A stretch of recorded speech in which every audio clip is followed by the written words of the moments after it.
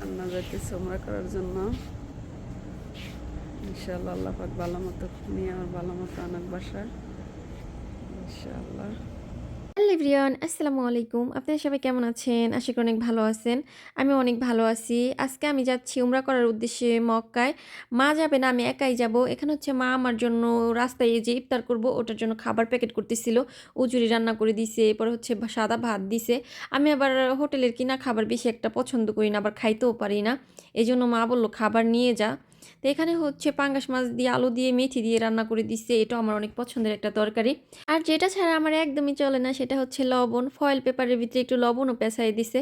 কারণ আমি অতিরিক্ত মাত্রায় লবণ খাই। আর ম্যাডামের কাছ থেকে আমি ৩ দিনের ছুটি নিছি উমরা করতে যাব এজন্য। মা যাবে না, কারণ মা হচ্ছে ইনশাআল্লাহ সামনে কুরবানিতে বড় হজ করবে। এজন্য আমি যাব হচ্ছে আমার একটা বাঙালি আন্টির সাথে। মানে আমার মার সাদিক হয়। ও মা কিভাবে যেন পরিচিত হইছে, তো উনি যাবে। উনার হাসব্যান্ড এখানেই থাকে। কিন্তু উনার হাসব্যান্ড হচ্ছে কাজ আছে, মানে রোজার মাস তো যাইতে পারবে না। তো উনি আবার হচ্ছে দেশে চলে যাবে, জিয়ারা ভিসায় আসছে আর কি এই জায়গায়।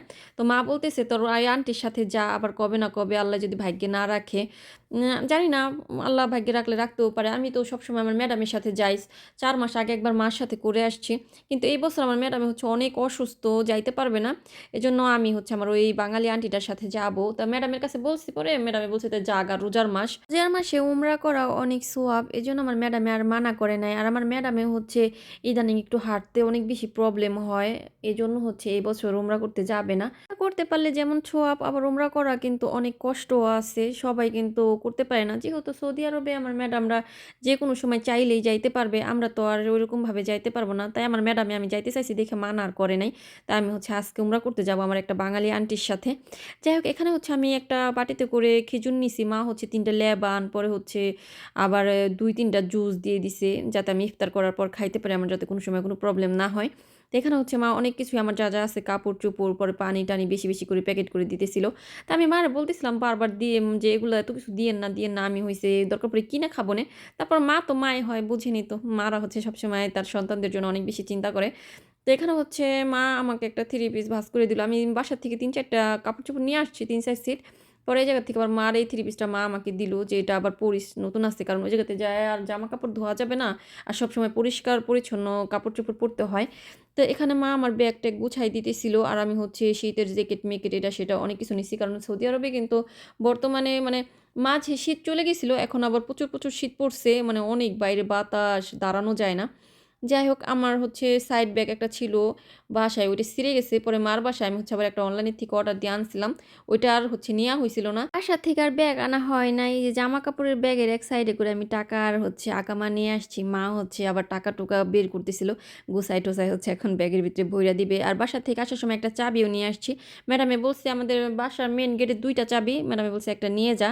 কারণ আমি ৩ দিন পরে আসবো। যেদিন আসবো ওইদিন আবার হচ্ছে ম্যাডামের একটা অনুষ্ঠান আছে। কোন রাত্রে না কোন রাত্রে আসে। তো এইজন্য আমি একটা চাবিও নিয়ে যাইতেছি। তো আমার হচ্ছে অনেকগুলা কয়েল জমে গেছিল। আমি দোকানে খাইছি, পরে মার্কেট করছি না, তখন অনেকগুলা কয়েল জমে গেছিল। ওই কয়েলগুলো নিয়ে আসছি। কারণ কোথাও দূরে দাঁড়িয়ে গেলে পরে না ২-১ মানে ২-১ টাকার কয়েল-টয়েল অনেক ভালো চলে আরকি। যাই হোক, এই যে এই ব্যাগটা হচ্ছে আমি অনলাইনে থেকে অর্ডার দিয়ে আনছি। আমি ভাবছিলাম ১ম এর দিকে ব্যাগটা হয়তোবা একটু বড়-টড় হবে। আনার পর দেখি কি একদম ছোট পোলাপানের মতো, মানে একটু ছোট হয়ে গেছে। তাই মা আর আমি বলতেছিলাম আর এই জীবনে আর কোনোদিনও অনলাইনে থেকে কোনো কিছু অর্ডার দিয়ে আনবো না। করতে যাবো দেখে কালকে রাত্রে ৪:৩০ টার সময় আমি মার বাসায় আসছি। একটুখানি ঘুমাইছিলাম। এখন বাজে বেলা ১১টা। কারণ সকালবেলা সবাই ঘুমায়, রোজার মাস, গাড়ি পাওয়া যাবে না, এজন্য রাত্রেই আসছি। চলে যাও উমরার উমরা করতে। সান্না যাইতেছে উমরা করার জন্য।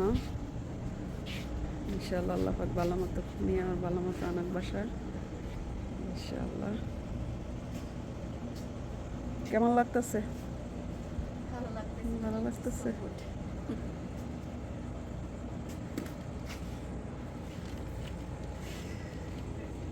মার বাসায় আসার কারণ হচ্ছে আমি যে আন্টির সাথে উমরা করতে যাব তার হাজবেন্ডের নিজের গাড়ি আছে। ওই গাড়িতে করে আন্টিকে আর আমাকে হচ্ছে বাস স্ট্যান্ডে একদম বাসে উঠাই দিয়ে আসবে।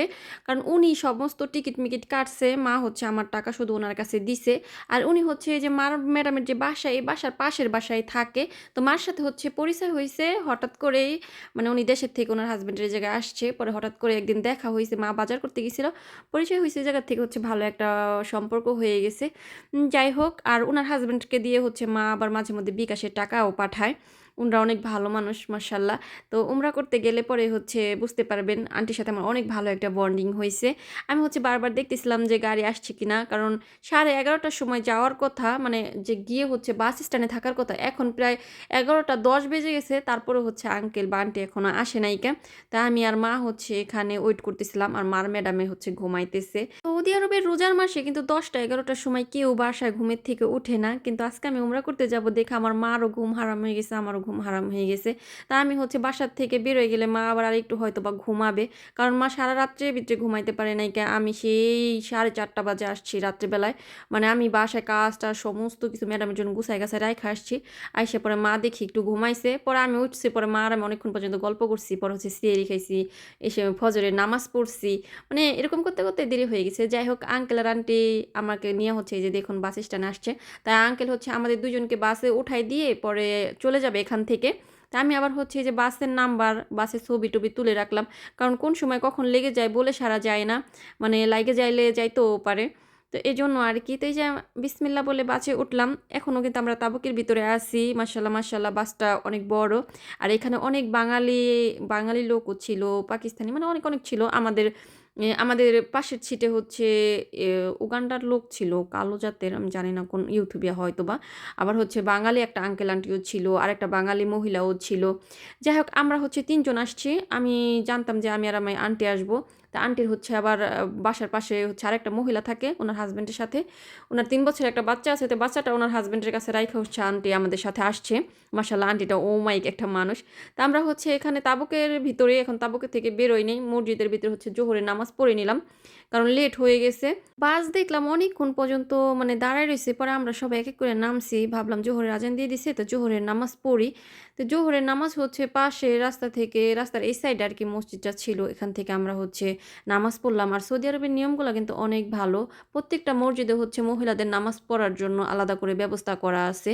আর এই যে এই জুতাগুলা পরা যে কি কষ্ট এমনে স্লিপার বা হচ্ছে আপনার বাসায় পরা জুতা আছে না ওটা অনেক সহজ। মানে সহজে পরা যায়, সহজে খোলা যায়। আর এগুলো আমার একদম মানে আজাইরা লাগে।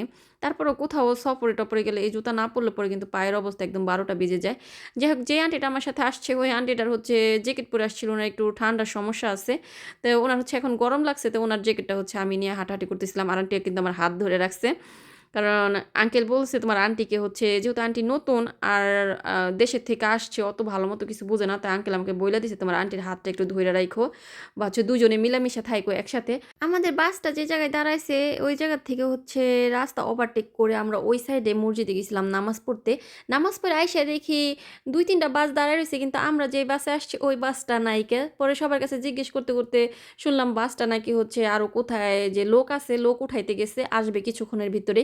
আর আমরা যে জায়গায় দাঁড়ায় আছি এটা হচ্ছে তাবুকের একদম মেইন একটা জায়গা। নাম হচ্ছে এলাকাটার নাম হচ্ছে সুলতানা। এখানে হচ্ছে কিন্তু যে তাবুকের বাইরে মানে এখান থেকে বাস উঠলে পরে একদম মেইন রোডটা পার হইলে পরে মনে করেন তাবুকের বাইরে। এটা হচ্ছে তাবুকের ভিতরের এরিয়া।